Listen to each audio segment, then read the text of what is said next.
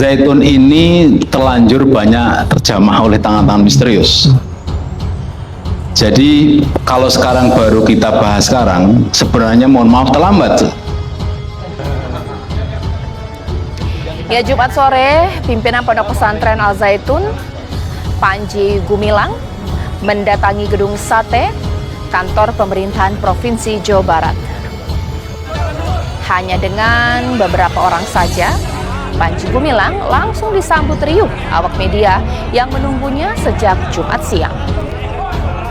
Panji Gumilang yang beserta beberapa orang tersebut langsung disambut tim investigasi bentukan Gubernur Jawa Barat yang terdiri dari pengurus MUI, Kementerian Agama Jawa Barat, tokoh masyarakat, alim ulama, dan TNI Polri. Bahkan Panji Gumilang sempat menyapa awak media sesaat menuju ruangan pertemuan tertutup dengan tim investigasi yang menimbulkan polemik di masyarakat. Assalamualaikum warahmatullahi wabarakatuh. Saya Kepala Kantor Wilayah Kementerian Agama Provinsi Jawa Barat, Haji Aja Mustajam. Sehubungan dengan pemberitaan media mengenai pernyataan kami tentang Ma'had Al Zaitun, kami tegaskan hal-hal sebagai berikut. Pertama, tujuan kedatangan kami ke Ma'had Al Zaitun adalah untuk monitoring dan evaluasi kurikulum dan izin operasional yang memang menjadi kewenangan kami seperti yang kami lakukan kepada madrasah dan pesantren lainnya. Kedua, mengenai kurikulum dan izin operasional berdasarkan data yang ada di kami dan hasil penjelasan dari pihak Ma'had Al Zaitun bahwa Ma'had Al Zaitun masih menggunakan kurikulum pemerintah. Yang tiga, yang dimaksud pernyataan kami bahwa Ma'had Al Zaitun tidak ada penyimpangan adalah semata berhubungan dengan kurikulum dan izin operasional. 4. Terkait penilaian praktek peribadatan dan pengamalan agama di Ma'had Al Zaitun yang viral saat ini bukanlah ranah kami melainkan kewenangan Majelis Ulama Indonesia. Demikian penegasan dari kami. Terima kasih. Panji Gumilang baru saja selesai dimintai klarifikasi oleh tim investigasi di Gedung Sate, Jawa Barat. Kami akan mengajak Anda berbincang bersama dengan Kesbang Pol Jabar, ada Bapak Iip Hidayat. Pak Iip, kami cukup terkejut juga karena ternyata durasi klarifikasi begitu singkat, Pak. Padahal memanggil Panji Gumilangnya alot, tapi proses klarifikasi audiensinya berlangsung sangat cepat. Ini alasannya apa, Pak Iip?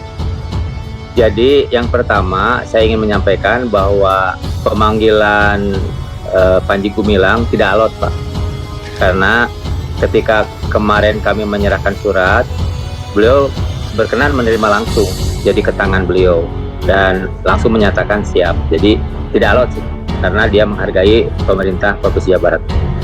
Yang kedua, tadi kita undang jam 15 hadir di sini karena beliau ingin Jumatan dulu di Indramayu. Jadi spare waktu itu kita pertimbangkan.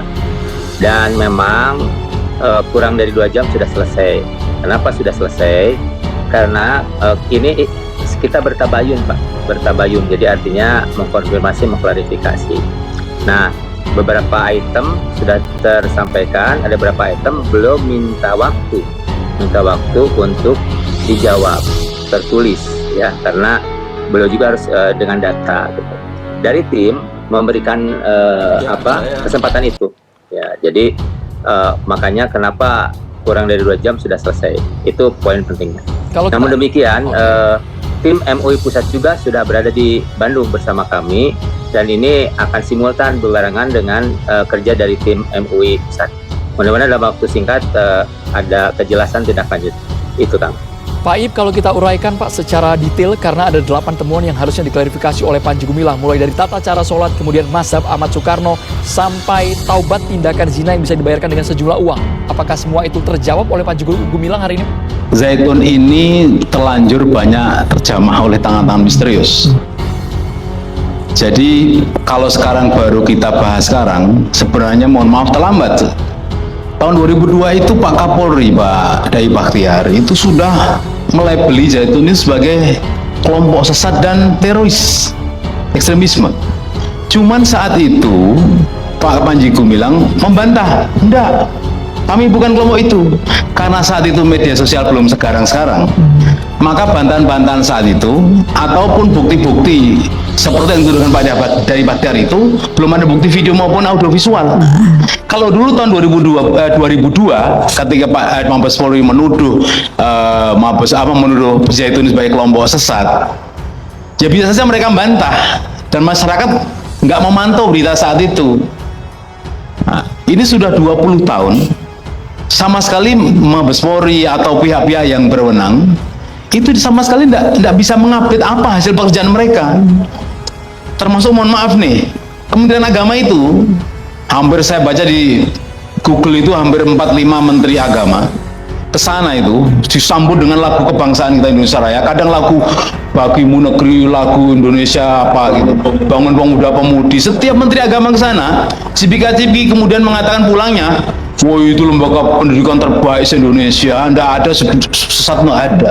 Padahal Mabes Polri sudah mulai beli mereka sesat sejak tahun 2002. Udah lama.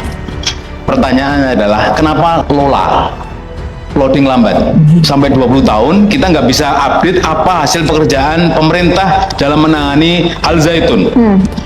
Ketika diresmikan Habibie, ini pondok pesantren dibikin di tengah-tengah hutan. Saya semalam membaca atau mendengarkan video pidato Pak Panji di depan para wisudawan itu loh, yang ada Pak Dahlan itu.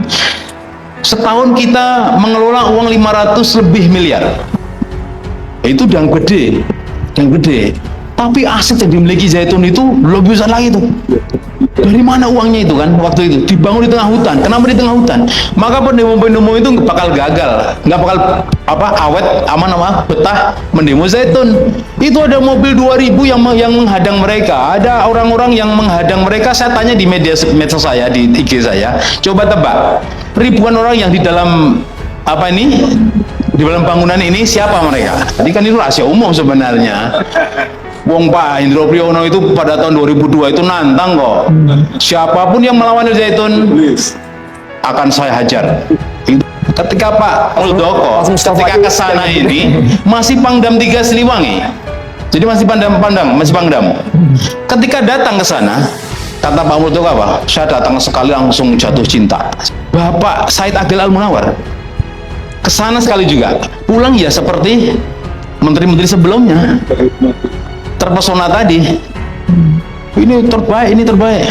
Suryawat Damali apalagi datang ke sana ya udah disambut dengan lagu kebangsaan, lagu nasionalisme. Malah ini yang paling berbahaya adalah lagu Israel ini. Ada apa ini kan? Maka ini misterius. Pesantren ini menjadi tercemar. Saya contohkan nih, Abu Bakar Bashir punya Al Mu'min di Ngeruki. Itu alumni yang nggak ada yang berani memperlihatkan ijazahnya ini. Sekarang mau Zaitun di blow up sedemikian rupa. Coba apa tujuannya menurut Anda? Saya jelaskan. Tahun 2006 Saddam Hussein itu digantung. 2006 tanggal 30 Desember, saya masih ingat. Kenapa digantung 30 Desember? Karena tanggal itu seluruh dunia sedang Idul Adha. Nah, lahirnya Zaitun itu pada tanggal 10 Dzulhijjah. Sekarang itu adalah hari-hari menjelang 10 Dzulhijjah. Apa hubungannya Al Zaitun dengan Saddam Hussein? Amerika itu pinter untuk menitipkan pesan ketakutan kepada dunia. Dia menggantung Saddam Hussein melalui kaki tangannya di Irak. Itu pesan ketakutan. Oleh karena itu, kalau Al Zaitun itu sudah tersentuh tangan, mohon maaf nih, intelijen, silahkan angkat tangan. Karena mereka anggarannya besar. Ada anggaran, ada perancang. Jadi kalau ada yang bertanya, wah ini ada perancangnya, ada pendananya, ada ini. Apalagi kalau nggak teraudit, maka Al Zaitun akan digarap, akan dipelihara entah sampai kapan saya tidak tahu juga.